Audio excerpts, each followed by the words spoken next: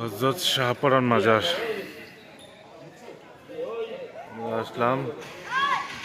এটা হযরত শাহজালাল থেকে বা আম্বরখানা রোড থেকে 10 কিলোমিটার দূরত্ব। এটা হচ্ছে হযরত শাহপরান মাজার। এই সেই মাজারের সিঁড়ি, এখান দিয়ে উঠতে হবে। এই সেই খাড়া উচিত উপরে আমাদের ব্যবস্থা আছে।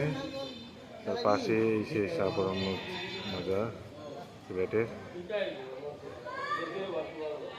মাজারের সিজদা দেওয়া নিষেধ। এই সেই মাজার।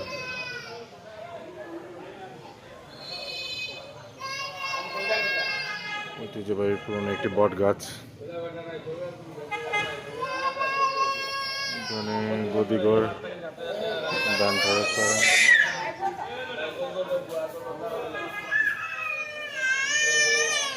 অনেকে আসছে এখানে।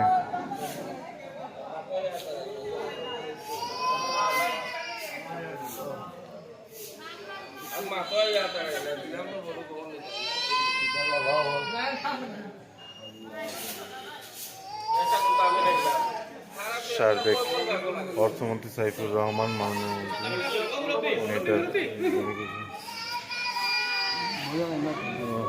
ব্যবস্থাপনার কাজে নিয়োজিত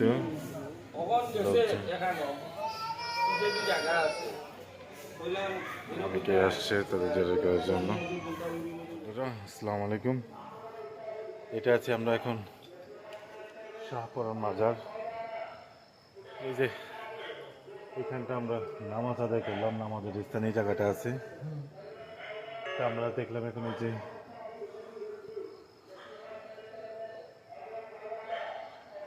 মসজিদ, মসজিদের ইয়েটা এখন এই যে শাহপরান মাজার। ওখান থেকে মাজারের পাশেই নামাজের স্থান। আর এই সেই আমাদের হযরত শাহপরান মাজার। আমাদের আসলাম।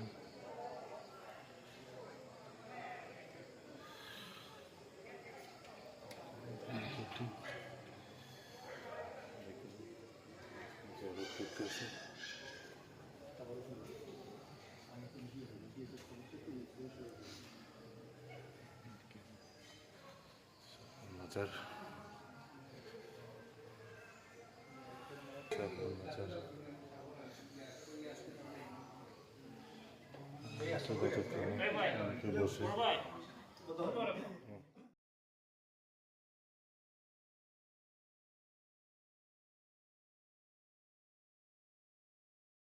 আলহামদুলিল্লাহ হযরত শাহপরান মাজার জিয়ারত শেষ করে এবং মাজারের পাশে মসজিদে নামাজ আদায় শেষ করে কিছুক্ষণ কুরআন তেলাওয়াত শেষ করে আলহামদুলিল্লাহ মাজার থেকে চলে যাচ্ছি।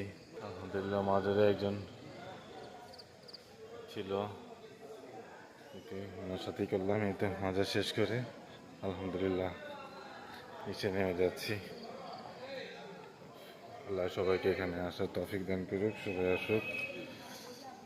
আমার ছোট ভাই সেও নামতেছে, আমরাও চলে যাচ্ছি এখন আলহামদুলিল্লাহ নামাজ আদায় যে কবর জিয়ারত করে এতে আমরা এখন বের হয়ে যাব। আলহামদুলিল্লাহ সবাইকে আসার আল্লাহ তৌফিক দান করুক। হযরত সিলেটের শাহপরান মসজিদ মাজার, এই সেই মাজার, সেই লম্বা উঁচু সিঁড়ি। ছোটো ভাই চলে আমাদের পুরোনো বট গাছ। আলহামদুলিল্লাহ ভালো লাগলো, মনটা খুব প্রশান্তি পেলাম। Thank you.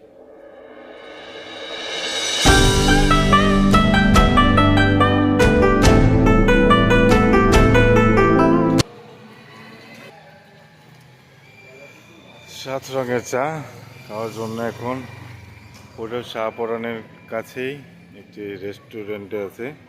এখানে সাত রঙের চা খাওয়ার জন্য চা নিলাম, দেখি কেমন হয়।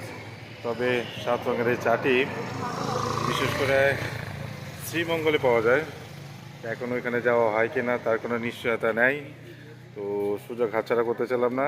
দেখা যাচ্ছে সাতটা রং দেখা যায় কিনা কনফিউজড। তবে এখানে একটা সাত রঙের চায়ের দোকান আছে, শাহ হোটেল শাহপরান, এই সরি শাহপরানের পাশেই, শাহপরান মাজার পাশেই। তো এখান থেকে তো চাটা করার চেষ্টা করলাম।